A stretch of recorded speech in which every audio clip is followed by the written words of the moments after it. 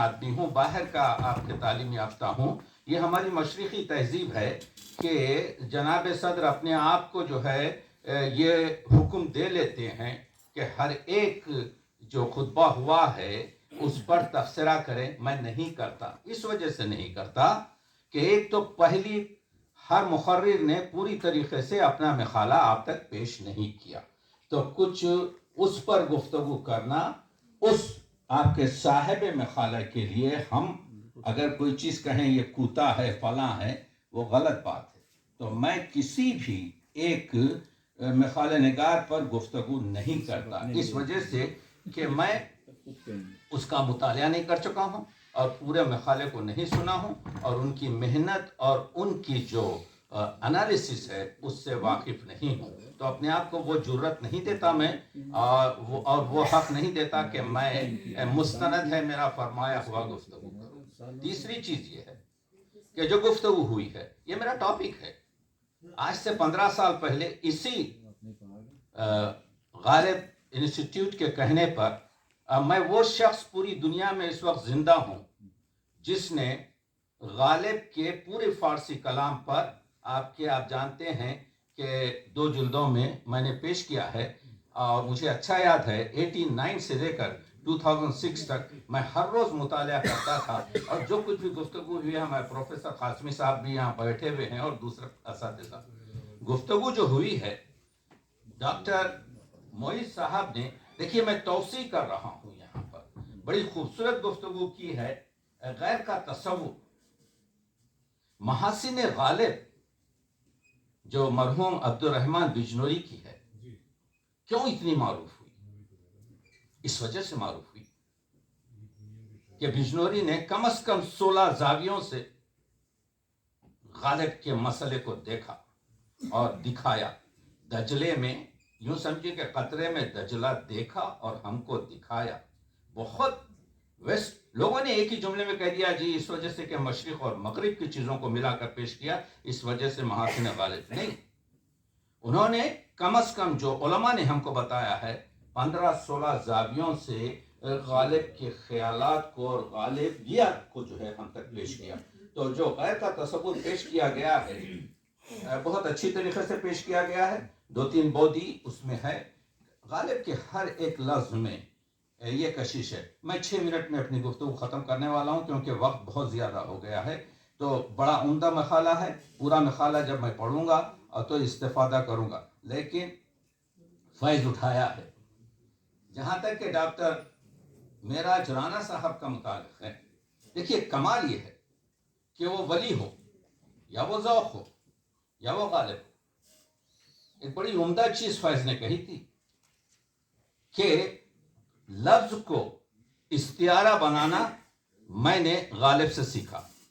Interview में मैंने गालिब फहम आपके जो है फैज़ फहमी में लिखा है, तो मैं सोचता था तो ये जो हिना है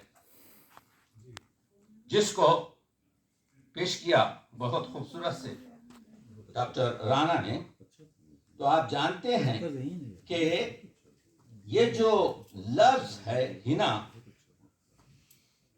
गालिब का कमाल ये है कि गालिब जब कोई इस्तियारा बनाते हैं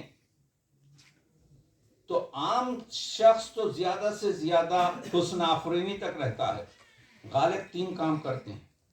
पहली चीज ये है कि उस इस्तियारे में मानी आफरीनी का दफ्तर खोल देते हैं और दूसरे लेवल पर उस इस्तियारे को हुस्न आफरीनी से मुत्तसिल करते हैं और तीसरे लेवल पर आकर फिर उसमें इख्तिसार और एजाज के मसाइल को भर देते हैं। अब रह गया बलागत और फसाहत, को चलते रहता है। तो मालूम यह हुआ कि गालिब के वो 3 शेर जिसमें हमारे बहुत ही उम्दा मुखर्रिर ने जो पेश की है, ये गालिब का हुनर है कि गालिब लफ्ज़ को इस्तियारा भी बनाते हैं, इस्तियारे में मानी आफरीनी, इस्तियारे में हुस्न आफरीनी और इस्तियारे में आप जानते हैं कि किस तरीके से इख्तिसार वो करते हैं कि कोई शख्स जो पूरी गज़ल में चीज़ कह ना सके, गज़ल मुसलसल में वो एक लफ्ज़ में पढ़ देते हैं। वो चीज़ हासिल नहीं हुई आपके वली को और वो चीज़ हासिल बहरहाल नहीं हुई ज़ौक़ को, लेकिन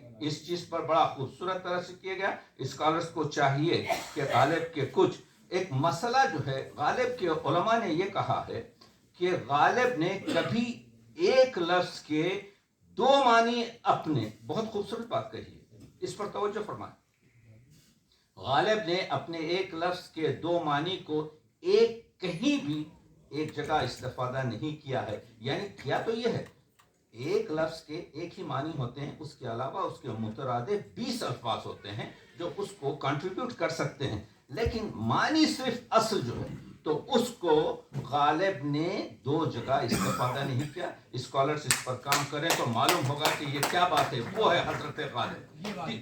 تیسری چیز جو ہے آپ یہ دیکھ رہے ہیں کہ یہ جو مسئلہ ہے ہمارے پاس کہ غالب کو 19ویں صدی میں پیدا ہوئے، اس کی سزا دی گئی، محمل گو کہا گیا، 20ویں صدی گزر گئی، آج 21ویں صدی ہے، آج بھی 600-700 ایسے اشعار ہیں غالب کے کہ ہم وگرچہ کے 55 اور 60 آپ کے شرح لکھ چکے ہیں لیکن مطمئن نہیں ہیں۔ یہی تو ہے، میں اندلی پہ گلشن ناآفریدہ ہوں، ابھی وہ گلشن نہیں بنایا گیا ہے جس کے جھاڑ پر بیٹھ کر غالب چہک سکے۔ تو اختلاف جو ہے اور جو گفتگو میں جو پیرائے ہیں وہ چشمک ہے، اس کو اس طرح سے نہ لیا جائے۔ اگر کوئی فائن آرٹس یہی ہے، 2 اور 2 4 حساب میں ہوتے ہیں، 2 اور 2 4 ادب میں نہیں ہوتے۔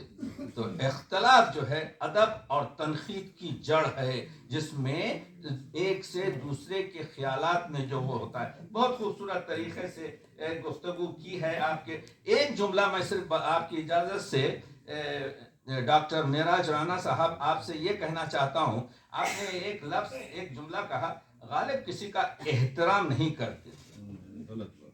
احترام کو اگر ہم اعتبار سے بدل دیں تو بہتر رہے گا، اس وجہ سے کہ احترام بہت سخت ہے۔ نہیں، احترام دوسری چیز ہے۔ دیکھیے آدمیت احترام آدمی، غالب سنیے، اجازت دیجیے، آدمیت احترام آدمی، باخبر شو از مقام آدمی۔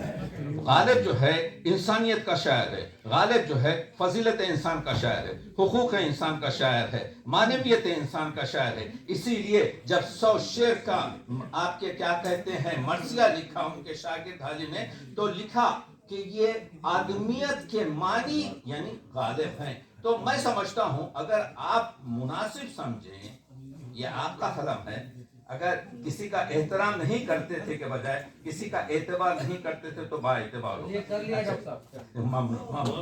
تیسری چیز، استاد محترم ہمارے امیر مہدی صاحب نے جو گفتگو کی راز حیات اور اضطراب، مسئلہ یہ ہے کہ جامع گفتگو رہی اور اس کو پوری طریقے سے ہم کو کیونکہ فلسفہ آپ کے جو ہے وجودیت سے بھی ہماوست اور آپ کے کیا کہتے ہیں یہ تمام مسائل کو جو لایا گیا تھا آپ کے جو ہے، بہرحال اس کے بارے میں میں پورا مخالہ آپ کا جو ہے انشاءاللہ استفادہ کروں گا، لیکن اس 10 منٹ میں کچھ بھی پیش کرنا جو ہے ایک طریقے کی خوشبو ہوتی ہے جو بکھر جاتی ہے فضا میں، تو میرے میں یہ ضرورت نہیں کہ آپ کے ان چیزوں پر بات چیت کر سکوں۔ لیکن اب جب آتا ہوں میں استاد کی نے جو غزل پڑھی کہ شمع کشتن دو خورشید نشانم دادا، بہترین غزل ہے۔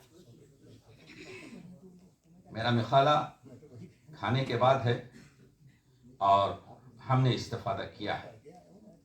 میں فارسی بھی تابی بھی نہیں، نقش ہائے رنگ رنگ، میں سمجھتا تھا یہ غالب کیا کہہ رہا ہے، یہ تو اردو شاعر ہے۔